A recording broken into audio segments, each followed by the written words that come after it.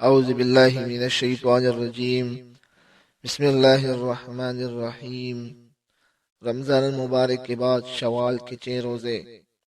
رمضان کے بعد شوال کے 6 روزے رکھنا مستحب ہے، جیسے کہ حدیث میں ہے رسول اللہ صلی اللہ علیہ وسلم قال من صام رمضان ثم اتبعه 6 من شوال کان کصیام الدہر۔ حضرت ابو ایوب انصاری رضی اللہ عنہ سے روایت ہے، انہوں نے یہ حدیث سنا کہ رسول اللہ صلی اللہ علیہ وسلم نے فرمایا جس نے رمضان کے روزے رکھے پھر اس کے بعد شوال کے 6 روزے رکھے تو یہ پورے سال مسلسل روزے رکھنے کی طرح ہے۔ چند روزے رکھنے کے بدلے پورے سال روزے رکھنے کا اجر کیوں؟ قرآن مجید میں اللہ تعالیٰ فرماتے ہیں جس نے ایک نیکی کر لی اس کو 10 گنا اجر دیا جائے گا، تو 30 روزے یعنی 300 روزے کے برابر، اور 6 روزے یعنی 60 روزے کے برابر، تو پورے سال روزے رکھنے کے برابر ہوئے، کیونکہ قمری سال شمسی سال سے چند دن کم ہوتا ہے۔ رمضان المبارک کے روزے کے بعد شوال کے 6 روزے رکھنا واجب نہیں بلکہ مستحب ہے، اور مسلمانوں کے لیے مشروع ہے کہ وہ شوال کے 6 روزے رکھیں، جس میں فضل عظیم اور بہت بڑا اجر و ثواب ہے، کیونکہ جو شخص بھی رمضان مبارک کے روزے رکھنے کے بعد شوال میں 6 روزے بھی رکھے تو اس کے لیے پورے سال کے روزوں کا اجر اور ثواب لکھا جائے گا۔ حدیث کے حوالہ جات نبی کریم صلی اللہ علیہ وسلم سے یہ بھی ثابت ہے کہ اسے پورے سال کا اجر ملتا ہے، اور جس نے رمضان مبارک کے روزے رکھنے کے بعد شوال کے 6 روزے رکھے تو یہ ایسا ہے جیسے پورے سال کے روزے ہوں۔ نبی کریم صلی اللہ علیہ وسلم نے اس کی شرح اور تفسیر اس طرح بیان فرمائی کہ جس نے عید الفطر کے بعد 6 روزے رکھے اس کے پورے سال کے روزے ہیں، کیونکہ جو کوئی نیکی کرتا ہے اسے اس کا اجر 10 گنا ملے گا، اور ایک روایت میں ہے کہ اللہ تعالیٰ نے ایک نیکی کو 10 گنا کرتا ہے، لہٰذا رمضان المبارک کا مہینہ 10 مہینوں کے برابر ہوا، اور 6 دنوں کے روزے سال کو پورا کرتے ہیں۔ اور ابن حزیمہ نے منزل الفاظ کے ساتھ روایت کیا ہے رمضان المبارک کے روزے 10 گنا اور شوال کے 6 روزے 2 ماہ کے برابر ہیں، تو اس طرح کے پورے سال کے روزے ہوئے۔ حنابلہ اور شافعی فقہاء کرام نے تصریح کی ہے کہ رمضان المبارک کے بعد شوال کے 6 روزے رکھنا پورے ایک سال کے فرضی روزے کے برابر ہے، وگرنہ تو عمومی طور پر نفلی روزوں کا اجر و ثواب بھی زیادہ ہونا ثابت ہے، کیونکہ ایک نیکی 10 نیکیوں کے برابر ہے۔ پھر شوال کے 6 روزے رکھنے کے اہم فوائد میں یہ بھی شامل ہے کہ یہ روزے رمضان مبارک میں رکھے گئے روزوں کی کمی و بیشی اور نقص کو پورا کرتے ہیں، کیونکہ روزے دار سے کمی بیشی تو ہوتی جاتی ہے تو گناہ بھی سرزد ہو جاتا ہے، جو کہ اس کے روزوں میں اہم کردار رکھتا ہے، اور روز قیامت فرائض میں پیدا شدہ نقص نوافل سے پورا کیا جائے گا، جیسے کہ نبی کریم صلی اللہ علیہ وسلم نے فرمایا روز قیامت بندے کے اعمال میں سب سے پہلے نماز کا حساب ہوگا۔ نبی کریم صلی اللہ علیہ وسلم نے فرمایا ہمارے رب عز و جل اپنے فرشتوں سے فرمائے گا، حالانکہ اللہ رب العزت وہ زیادہ علم رکھنے والا ہے، میرے بندے کی نمازوں کو دیکھو کہ اس نے پوری کی ہے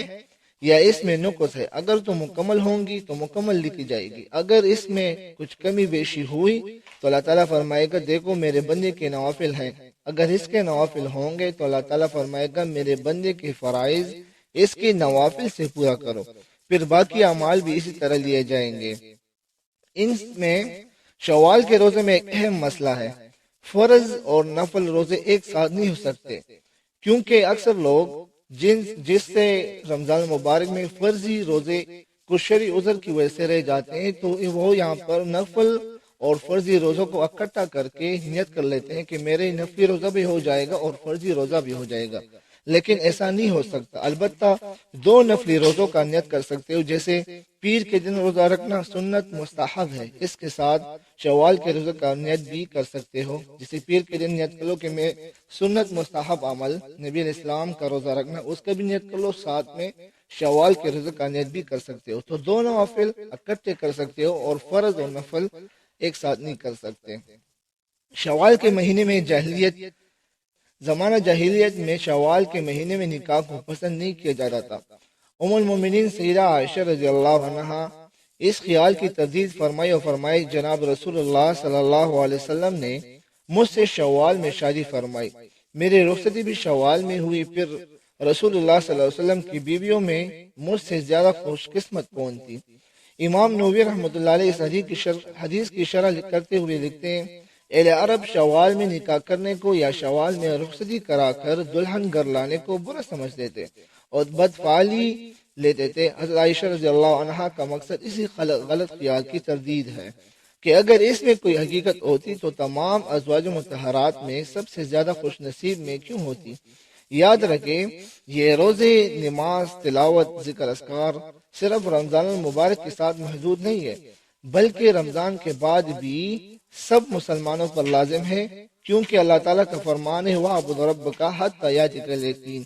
عبادت کرتے رہو اپنے رب کی یہاں تک کہ آپ کو موت آ جائے۔ نبی کریم صلی اللہ علیہ وسلم ہر مہینے کی 13ویں، 14ویں اور 15ویں تاریخ کو روزے رکھتے اور انہی روزوں کو کبھی ترک نہ کرتے۔ ان ایام کو ایام بیض کہتے ہیں۔ حدیث میں آتا ہے کہ رسول اللہ علیہ وسلم ہر پیر کے دن روزہ رکھا کرتے تھے۔